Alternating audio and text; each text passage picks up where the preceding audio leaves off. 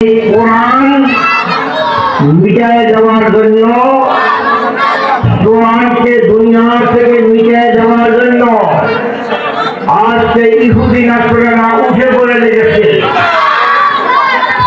উদাহরণ লিখেছে আজকে ইহুদি নাসরানা দিয়ে নারায়ে তাকবীর নারায়ে তাকবীর বিহি ওয়ালাতামুতুন্না ইল্লা ওয়া আনতুম মুসলিমুন। সম্মানিত মুসলিম,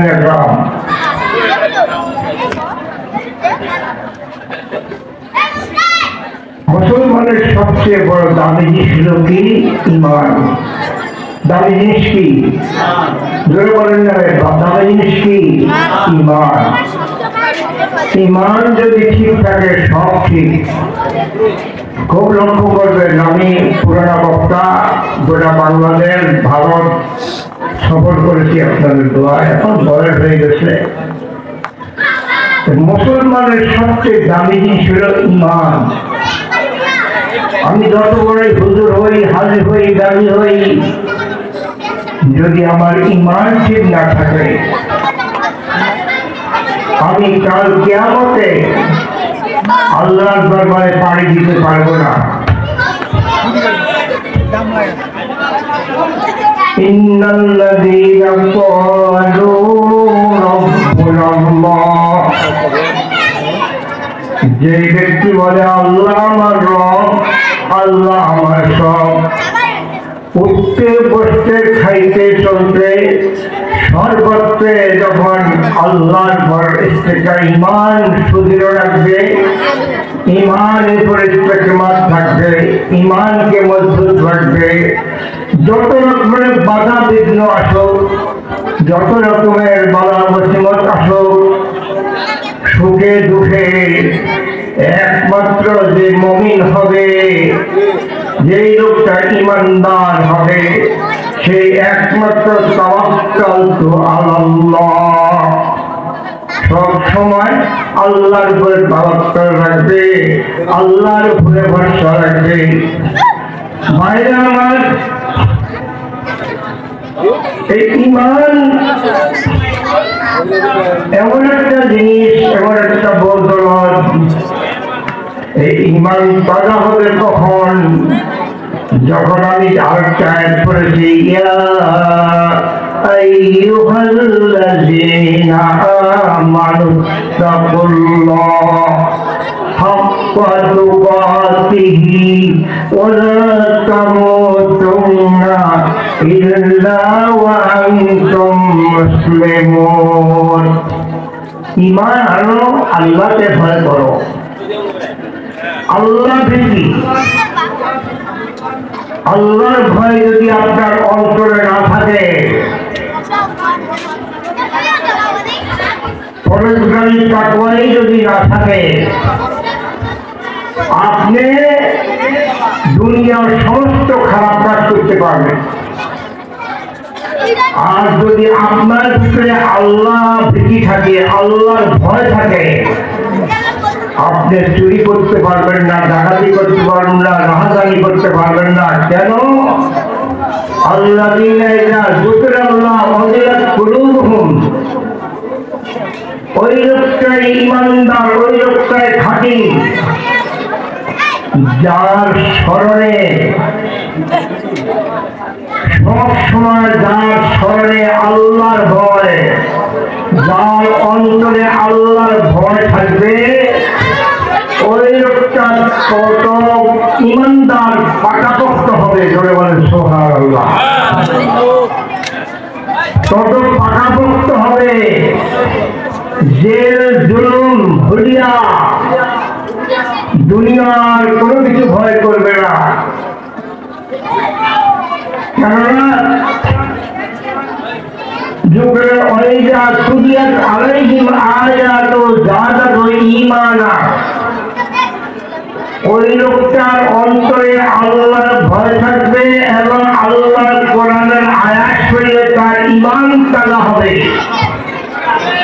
কোন রাজা বাদশার কাছে তার মাথা নত হবে না।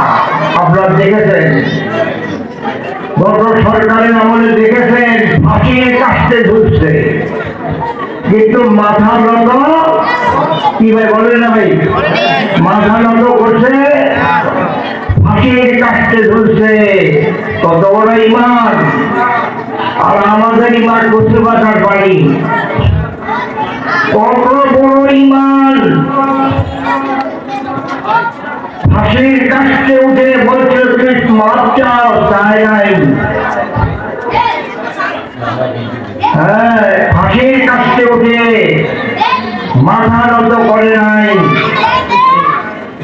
একটাই কারণ, তার ভিতরে ছিল আল্লাহর ভয় আর আল্লাহ পাকের সন্তুষ্টি, রাজাবন্দি। আল্লাহ পাকের রাজাবন্দি সৃষ্টি এইটা কখন আসবে? যখন আমরা রাষ্ট্রীয়ভাবে কোরআন, আল্লাহর যে একটা সংবিধান আল কোরআন, ইন্নাহু লাকুরআনুল আযীম ফি লাওহিল মাহফুজ, লৌহ মাহফুজে এই কোরআন শরীফ আল্লাহ দুনিয়া সৃষ্টির 50,000 বছর আগে এই কোরআন লিপিবদ্ধ করে রেখেছে। মানুষ কি করে খাবে, কি করে চলবে, দুনিয়া শান্তি, পরকালের মুক্তি, code of life, human life. There is no doubt in the Holy Quran. The Holy Quran is real solution all problems human life. এই কোরআন শরীফ মানুষের জীবনের প্রত্যেকটা সমস্যার সমাধান দিয়েছে। আল কোরআন। আপনাদের এই বাংলা জমিনে আল কোরআন চান, এই জন্য আমার দিকে দেখেন, আপনারা যে কোরআন চান হাত করে দেখান তো আমরা কোরআন চাই। কোরআনই হুকমত, কোরআনই শাসন। না আসা পর্যন্ত পরিপূর্ণ ঈমানদার কেউ দাবি করতে পারবে না। নামাজ পড়েন, রোজা রাখেন, হজ করেন, যাকাত করেন, কিন্তু আপনি আল্লাহর দ্বীনের কাজ করলেন না। আল্লাহর কোরআন, আল্লাহর সংবিধান। যারা কোরআন পড়ে আল্লাহর সাথে কথা বলে, আচ্ছা ভাই এই সংবিধানটা কার? আল্লাহ। মালিকাল মুলক, এই দুনিয়ার সার্বভৌমত্বের মালিক কে? আল্লাহ। আল্লাহ রব্বুল আলামিন এই চন্দ্র, সূর্য, গ্রহ, নক্ষত্র যা আছে কার হুকুমে চলে? কার হুকুমে চলে? আল্লাহর হুকুমে। মানুষ কার হুকুমে চলবে? ধরে বলেন না ভাই, কার হুকুমে চলবে? আল্লাহর হুকুমে। আল্লাহর হুকুমে যদি মানুষ চলে, কোরআন শরীফকে যদি মনে পানে কোরআন বাস্তবায়নের চেষ্টা রাখে, মনের স্প্রিয়া থাকে, তাও আল্লাহ তাকে মাফ করে দিবে। ধরে বলে সুবহানাল্লাহ। ভাইরা আমার, আপনারা দেখেছেন আজকে আল্লাহর ভয় না থাকার কারণে কি চুরি দেখে, দেশটা ধ্বংস। দেশে এত চুরি, সুদ, ঘুষ হওয়ার একটাই কারণ। এই কারণটা হলো কোরআনী সংবিধান নাই। আমরা রাষ্ট্রীয়ভাবে কোরআনী সংবিধান না আনা পর্যন্ত আমরা কেউ হালাল খেতে পারবো না, কেউ পরিপূর্ণ ইমানদার দাবি করতে পারবো না। আমাদেরকে আমরা যারা আজকে এত দল এই আপনার এই জামাতে ইসলাম, তারপরে মজলিসে শুরা, হেফাজতে ইসলাম, তবলিগ, এত ইমাম, এত মুয়াজ্জিন, এত মাদ্রাসা শিক্ষক, কিন্তু আমরা কোরআনী আইন, কোরআনের সংবিধান আজকে কায়েম করতে পারি না। রাষ্ট্রীয়ভাবে ব্যক্তিত্ব জীবন, পারিবারিক জীবন, রাষ্ট্রীয় জীবনে কোরআন আমরা কায়েম করতে পারিনি। পাশে বলে পাশে আজকে আমাদেরকে ঐক্য হইতে হবে, নাহলে মায়ের খেতে হবে। আপনারা দেখেছেন কিভাবে আলেমদেরকে ধরে ধরে নিয়ে গেছে, ওয়াজ মাহফিল করতে দেয় নাই। আমি অন্তত 10টা মাহফিল থেকে ফিরে আসছি।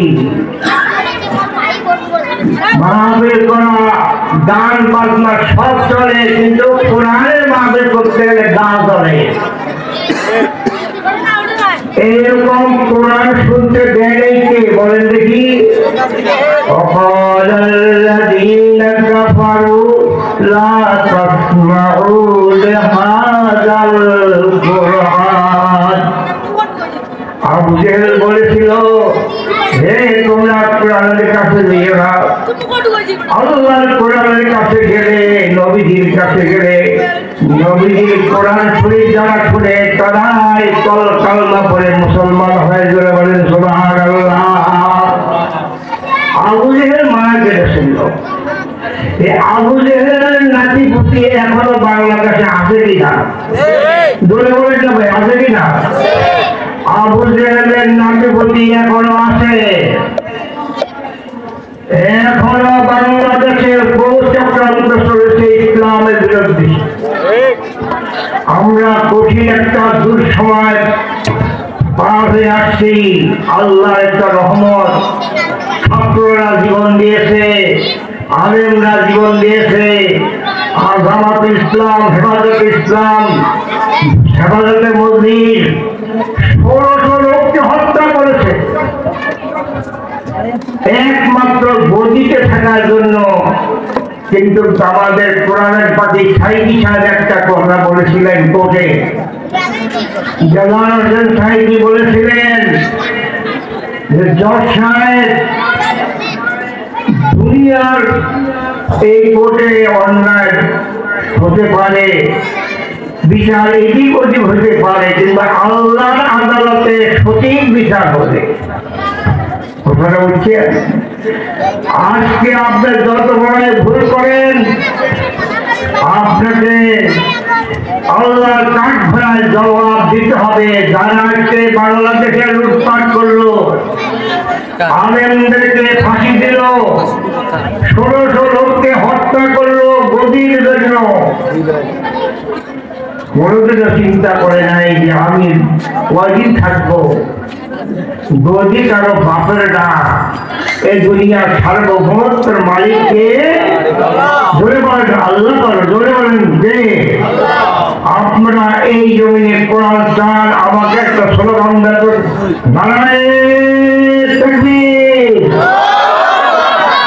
এত আসতে পারে, এত দুর্বল হয়ে গেছে, এত কানা করে এমন তাকবীর দিবেন, তাকবীরের চোটে শয়তান ভেঙে যাবে। নারায়ে তাকবীর, নারায়ে তাকবীর। আল কোরআনের আলো, আল কোরআনের আলো। রাষ্ট্রীয়ভাবে কোরআনী বিধান চালু করো, চালু করো। ভাবে বলো, রাষ্ট্রীয়ভাবে কোরআনী বিধান চালু করতে হবে, করতে হবে। রাষ্ট্রীয় কোরআনী আইন করতে হবে, করতে হবে। রাষ্ট্রীয়ভাবে, রাষ্ট্রীয়ভাবে, রাষ্ট্রীয়ভাবে যদি কোরআন আসবে। আজকে দেখেন গাঁজা, মদ, ভাঙ মানুষ গুলি করে মারতেছে। অনেক তোমার লাইসেন্স রাখছো, লাইসেন্স অনেক যেমন লাইসেন্স বন্ধ করো, লাইসেন্স তাদেরকে দেয়, কে দিয়েছে? সরকার। আর বিধবা লোককে তারা তো খাবে, পুঁটি মাছ যদি ওই নফা পার হবে শোল মাত্র খাবে। আজকে যদি কোরআনী আইন এই দেশে হয়, আমি এই হাফেজ মাওলানা নজরুল ইসলাম জিহাদি বলে যায়, কোরআনী আইন এই দেশে আসলে বিশ্বাস করুন, দুর্নীতি থাকবে না, চুরি থাকবে না, সুদ ঘুষ ডিজিটালি জেনা সব দূর হয়ে যাবে। ঠিক কিনা? ঠিক কিনা? আপনারা কি কোরআনের পক্ষে কাজ করতে রাজি আছেন? আপনারা জানবেন রাজি আছেন, না করবেন না করবেন না না করবেন।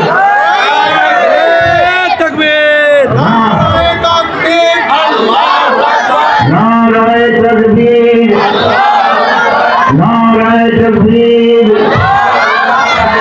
আমাদেরকে আলেম সমাজ যারা আমরা নামাজ পড়ি, আল্লাহ রসুলকে মানি, আমাদের ঐক্য হতে হবে। এই সময় ঐক্য না হলে আবার মারি খেতে হবে, মনে রাখবেন। আমরা যদি ঐক্য হতে না পারি, আমরা যদি কোরআন রাষ্ট্রভাবে যদি বাস্তবায়ন করতে না পারি, কোনদিন এই দেশে শান্তি আসবে না। আল্লাহ পাক নিজে বলেছেন, ওয়ালাউ আন্না আহলাল কুরআন আমানু ওয়াত্তাকাউ লাফাতাহনা আলাইহিম বারাকাতিন মিনাস সামাই ওয়াল আরদ।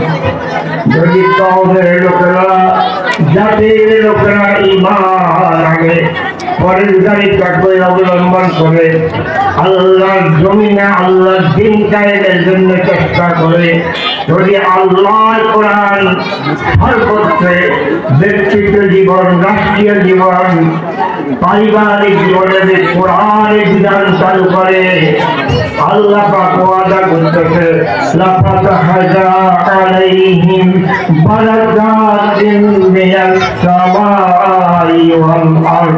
আসমান এবং জমিনের বরকতের দরজা আমি আল্লাহ খুলে দিব। জোরে বলেন সুবহানাল্লাহ। আল্লাহ আচ্ছা ভাই, বরকত দেওয়ার মালিক কে? বরকত দেওয়ার মালিক কে? আল্লাহ। আল্লাহ রব্বুল আলামিন ছাড়া কেউ আপনাকে রক্ষা করতে।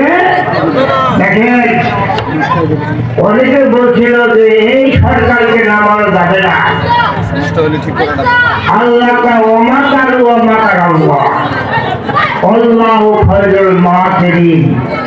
আমার মক্কার কঠিন, আমি বলতে বাদশা।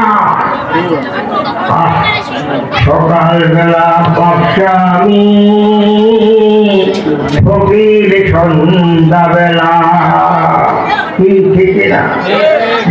ঠিক না? আজকে একটা মুসলমান, এই দেশে 85 মুসলমান, এই দেশে কোরআনের পড়াবে বন্ধ করে আমি আশ্চর্য হয়ে গেছি। এই দেশে কোরআনের কথা বলা যাবে না, এটা কম কথা, এটা আমাদের ইমানের কমজোরি। আমরা যদি এখনো সজাগ না হই, আমরা যদি এখনো যদি আমাদের মোরমা পীর মাসায়ের যত আছে, যত দল ইসলামী থাকি, ঐক্য না হওয়া পর্যন্ত আমাদেরকে আরো মারি খেতে হবে। আজকে দেখেন হেফাজত ইসলাম মারি খেয়েছে, এই যে মসজিদে পুরা মারি খেয়েছে, বক্তারা মারি খেয়েছে, ছাত্র শিবির রাস্তায় গুলি করে পাখির মতো হত্যা করেছে। আজকে আলেমদের উপর নির্যাতন আবু জেহেলকে ফেলে চলে দিয়েছে। ঠিক কিনা? ঠিক কিনা? এখনো আমাদের হুঁশ হওয়া দরকার। আমার কথাগুলি মনে রাখবেন, যে পর্যন্ত আমরা ঐক্য না হয়ে কোরআনী বিধান রাষ্ট্রীয়ভাবে চালু করতে না পারি, সেই পর্যন্ত এই দেশে শান্তি আসবে না। আসবে বলেন আসবে, কারণ এই কোরআন মিটায় দেওয়ার জন্য, কোরআনকে দুনিয়া থেকে মিটায় দেওয়ার জন্য আজকে ইহুদি নাসরারা উঠে পড়ে লেগেছে। ওরা লিখেছে আজকে ইহুদি নাসরারা দিয়ে নারায়ে তাকবীর, নারায়ে তাকবীর। বিহারি ভাই আমার বন্ধু মানুষ একসাথে বহু ঠাকুর আওয়াজ করেছে। আব্দুল হাসেন জিহাদি নারায়ে তাকবীর। আমি যে কথাটা বলছিলাম, আজকে ইহুদি নাসরারা এবং আমাদের কিছু লোক, আমাদের মুসলমানের ভিতরে কিছু লোক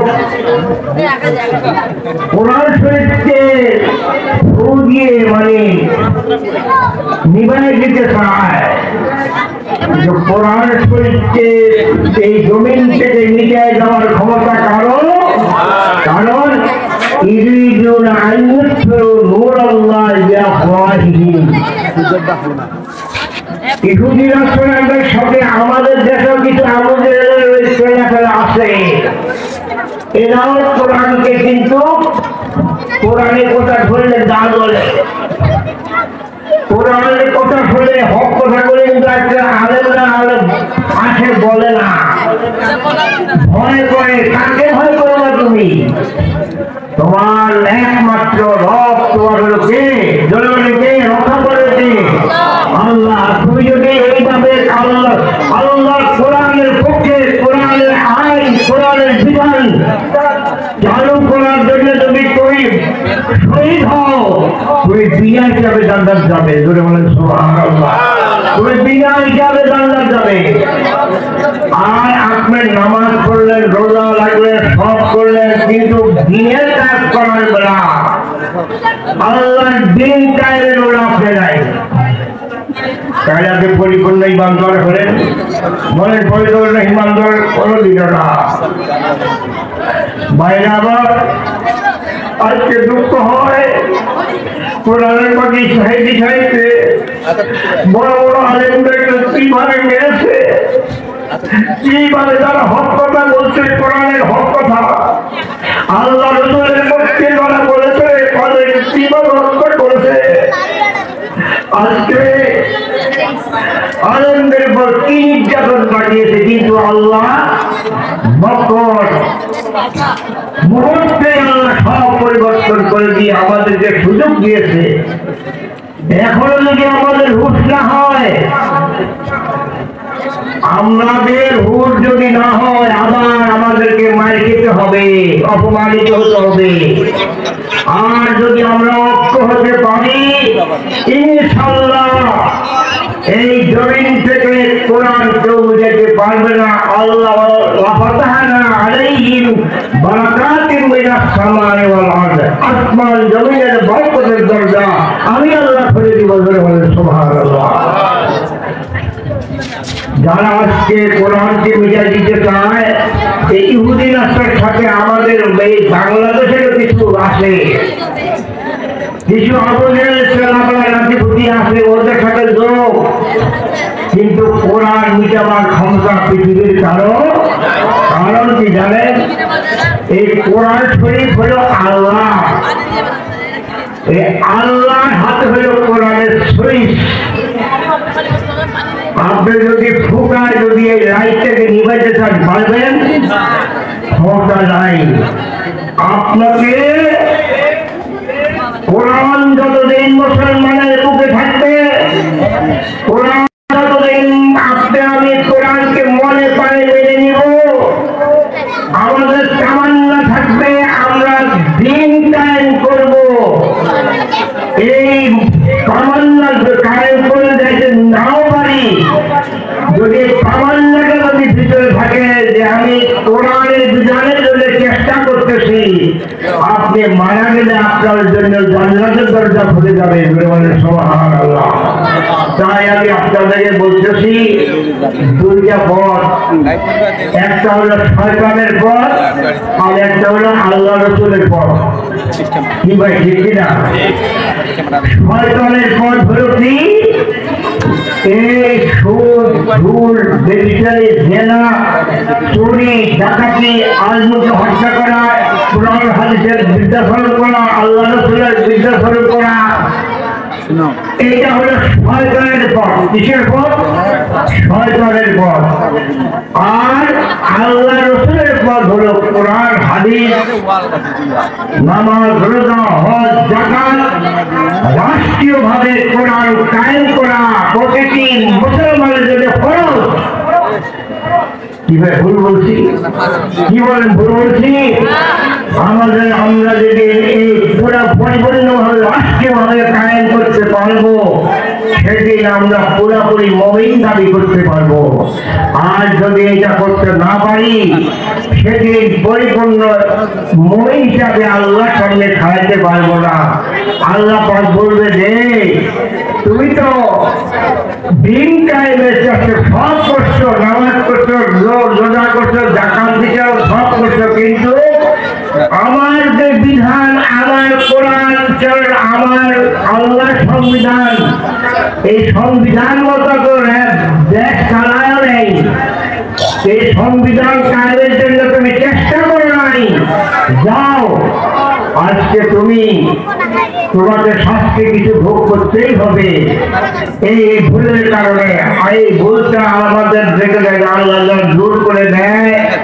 এবং আল্লাহ রাব্বুল আলামিন আমি যে কথাগুলো বলেছি আমাদের ব্রেনের ভিতরে আল্লাহ যেন এই কথাগুলি যেন কায়েম করে, আর আমরা যেন পুরোপুরি ভাবে আল্লাহ সন্তুষ্টির জন্য জিহাদ করতে পারি। কোরআনের পক্ষে, বাতিলের পক্ষে, বাতিলকে যেন এই বাংলা জমিতে উৎখাত করে কোরআন রাষ্ট্রীয়ভাবে কোরআন কায়েম করে আবার এই দেশটাকে একটা সুন্দর রাষ্ট্র হবে। দেখবেন এই দেশে অভাব থাকবে না, চুরি থাকবে না, ডাকাতি থাকবে না, সুদ থাকবে না, মানুষ হত্যা হবে না। আল্লাহর একটা রহমত আসবে। আল্লাহ রাব্বুল আলামিন আপনাকে আমাকে এই তৌফিক দান করুক, আমরা যেন কোরআনী রাষ্ট্র এবং কোরআনী বিধান, সংবিধান যেন আমরা এই আল্লাহর জমিনে কায়েম করে আল্লাহ যেন মৃত্যু দেখায়। জোরে বলেন আমিন, জোরে বলেন আমিন। আজকে আমার সেনাশীষ মীর মোর্শেদ তুহিন এই মাহফিলটার জন্য খুব চেষ্টা করেছে, প্রতি বছরে করে। এবং তার বাবা খুব হকানি মুক্তরাতে ছিলেন। যেদিন মারা যায় সেদিন ফজরের নামাজের আযান দেওয়ার জন্য স্বামী নিয়ে অর্ধেক রাস্তা আসছে, ওইখানে তার মৃত্যু হয়েছে।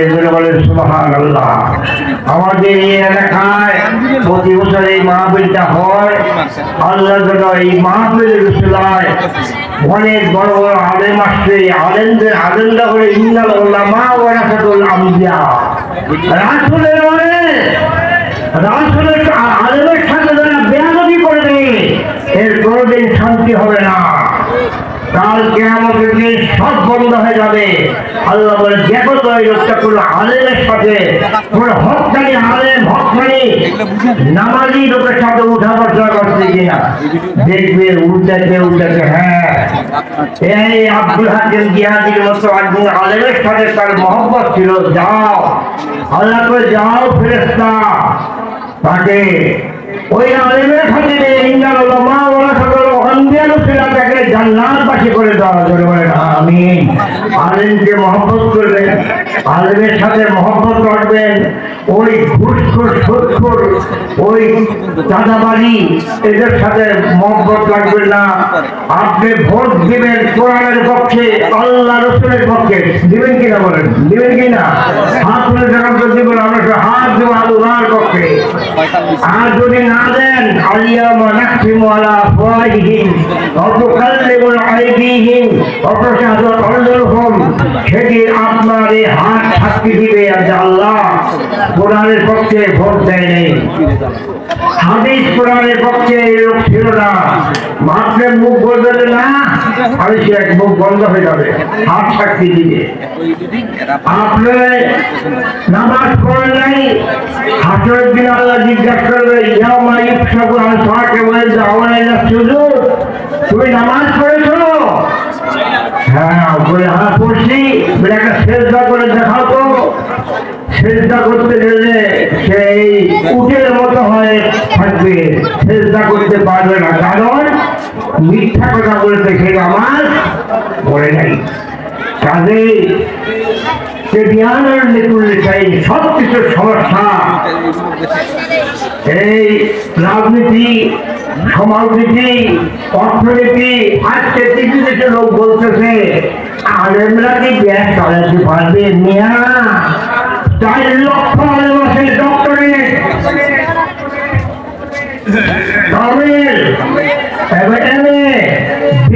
এখন আলেমের অভাব নাই।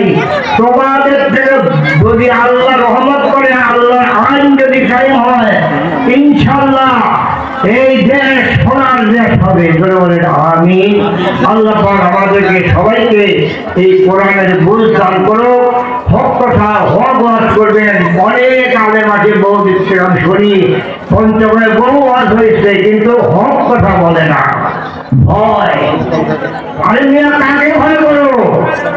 ওয়ালা তাহিনু ওয়ালা তাহজানু ওয়া আনতুমুল আ'লাউনা ইন কুনতুম মুমিনিন। তুমি যদি মুমিন হও, তোমার ভয়ের কোনো কারণ নাই, বাড়ির ভয় নাই, দলের ভয় নাই, ডাকাতের ভয় নাই, কোনো রাজবাসার ভয় নাই, তোমার ভয় একমাত্র হবে আল্লাহ। সুবহানাল্লাহ, নারায়ে তাকবীর, নারায়ে তাকবীর। আল্লাহ আমাদের ভিতরে এই কোরআনী বিধান চালু করার জোশ এবং মনে পারে আমরা এইটা এই তামান্না নিয়ে যারা দুনিয়া থেকে ঈমান নিয়ে যেতে পারি, ধরে বলেন আমিন। এই বলে আমি শেষ করছি। আসসালামু আলাইকুম ওয়া রাহমাতুল্লাহি ওয়া বারাকাতুহু। আমার ভাই আব্দুল হাকিম সাহেব আমার মতো খুব পুরানা বক্তা, উনি খুব ভালো আলেন। ওনার সাথে ঠাকুরকে আমি বহু সভা করেছি।